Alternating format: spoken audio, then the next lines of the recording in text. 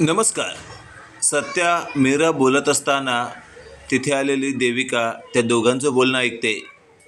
देविकाला कळून चुकलेलं असतं, मी ज्याला अंकल बनवून आणलं आहे त्या व्यक्तीला पाहून सत्या आणि मीराला वाटत आहे की नक्कीच काहीतरी गडबड आहे. अशातच आता देविकाने त्या अंकलला म्हटलेलं असतं, काही करा, कोणाला काही कळता कामा नये की तुम्ही खरे कोण आहात ते. त्यावर तो देविकाचा अंकल म्हणजेच सुलतान हा देविकाला म्हणत असतो, बेबी काळजी नाही करायची, आपण ॲक्टिंगमध्ये इतके बादशाह आहोत ना, कधी कधी माझ्या मित्रांना पण कळत नाही की मी कोण आहे ते. देविका म्हणत असते, ओव्हर कॉन्फिडन्स घात करेल तुमचा आणि त्यासोबत माझाही. त्यावर सुलतान म्हणजेच देविकाचा अंकल म्हणत असतो, नको टेन्शन घेऊ बेबी, हे माझ्यासाठी रोजचं आहे. आज तुझा अंकल आहे तर काल कोणाचा तरी होतो काही ना काही. अशातच आता देविका थोडीफार निश्चिंत झालेली असते, कारण त्याने देविकाला एक वेगळाच विश्वास दिलेला असतो. बऱ्याच वेळानंतर आता शेवटी मीराने सत्याला असं म्हटलेलं असतं, मी काय म्हणते, तुम्ही जरा या देविकाच्या अंकलची माहिती काढा ना.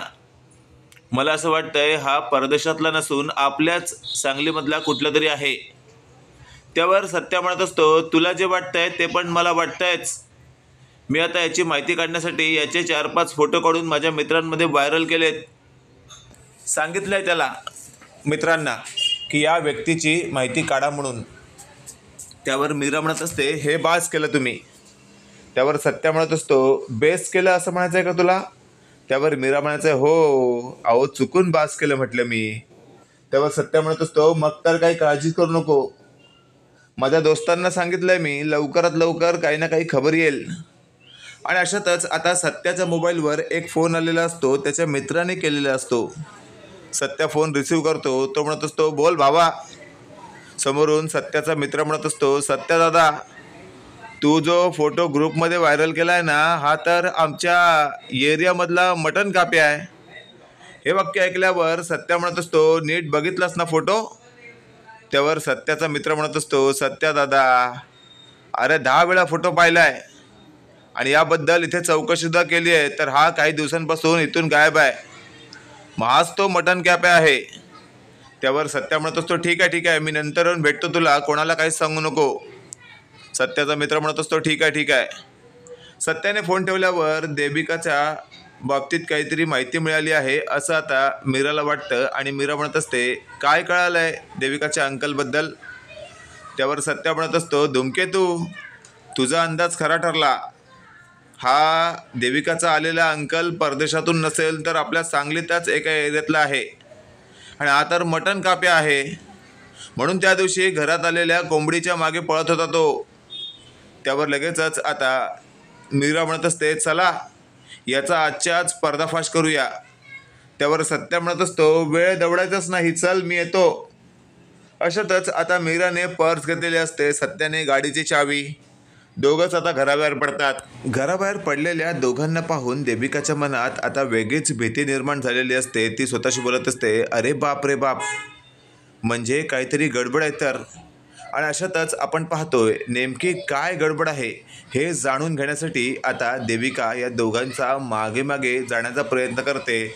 पण शेवटी सत्याने कोणत्या तरी गल्लीतून गाडी नेल्यामुळे देविकाला फार पुढे जाता येत नसतं. इकडे आपण पाहतोय आता बराच वेळ झालेला असतो.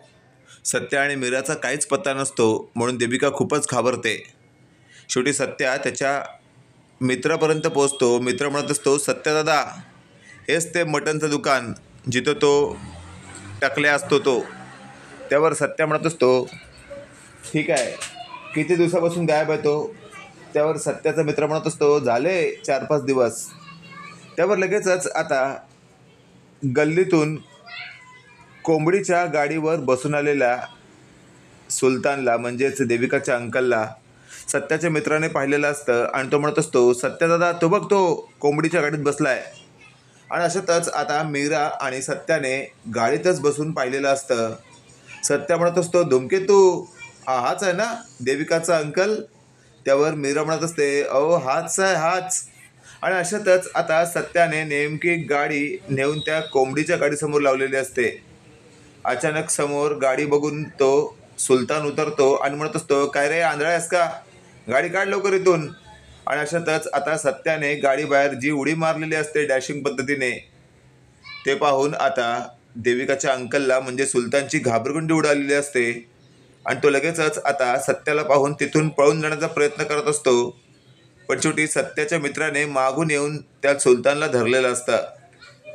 सत्या म्हणत असतो, कुठे पळणार असले टकल्या, हा देविकाचा अंकल आहेस ना तू, परदेशातनं आलेला, आणि इकडे मटण कापायची कामं करतोस तू, म्हणजे आमच्या देविकाच्या नात्याचा तू कोणच नाही आहेस, तर डमी म्हणून आलायस तिकडे. तर त्यावर देविकाचा तो अंकल म्हणजे सुलतान म्हणत असतो, माफ करा मला, त्याच पोरीने मला हे सगळं करायला सांगितलं, त्यासाठी ती मला 15,000 रुपये देण्याचं ठरवलं तिने, फक्त आणि फक्त पैशासाठी मी गेलोय बाई, काय नाही माझं या. त्यावर सत्या म्हणत असतो, ते काय बी असेल, चल बस गाडीमध्ये, आत्ताच्या आत्ता तुला खेचत फरफटत तिथून नेणार मी.